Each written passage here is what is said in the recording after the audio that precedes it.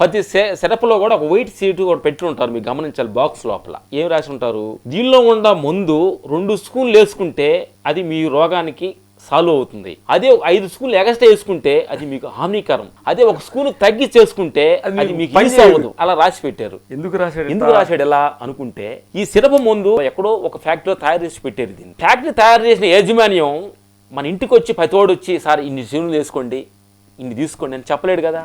అలాగే మనకు కూడా భగవంతుడు ఈ దేహాన్ని ఎలా వాడాలి, దీనికి ఏం చూపించాలి, ఏం తినిపించాలి, ఎలా నడిపించాలి అని ఈ జీవితంలో ఈ ప్రపంచం నుంచి మీరు ఎలా బయటికి రావాలని ఒక పెద్ద సీటు ఒకటి రాసి ఇక్కడ పెట్టాడు. మనం ఈ సీటు ఓపెన్ చేయడం మనం తెలియక బయట ఉన్న సీట్లన్నీ చూసి చదివే మనం వెళ్ళాల్సిన చోటుకి వెళ్లకుండా బుట్టలోనో గోతిలోనో గుంటలో పడుతున్నాం. మనం నిజమైన నువ్వు గమ్యం వెళ్ళాలంటే భగవంతుడే మన లోపల సీటు పెట్టాడు. లోపల ఓపెన్ చేయాలంటే దానికి చిన్న కీ ఒకటి ఉంది, తెలుసా మీకు? అదే ధ్యాన కీయే.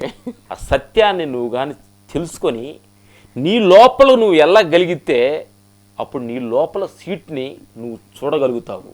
ఆ సీటు ఓపెన్ చేస్తే ఎక్కడి నుంచి వచ్చావు, ఎక్కడికి వెళ్తావు, ఎన్ని రోజులు ఉంటావు, పోయేటప్పుడు ఏం తీసుకెళ్తావు, ఏ క్షణంలో నువ్వు పోతావని కూడా సత్యం కూడా దీనిలో సీట్లు మొత్తం ఉంది. గొప్ప గొప్ప ఏగులు, మహానుభావులు, జ్ఞానులు ఎంతో మంది వాళ్ళ సీట్ ఓపెన్ చేసేసి పలానప్పుడు నేను వెళ్ళిపోతున్నానని చెప్పి దేహాన్ని వదిలిన వాళ్ళు ఎంతో గొప్పవాడు. ఎందుకంటే వాళ్ళు సీట్ తెలుసుకున్నారు వాళ్ళు.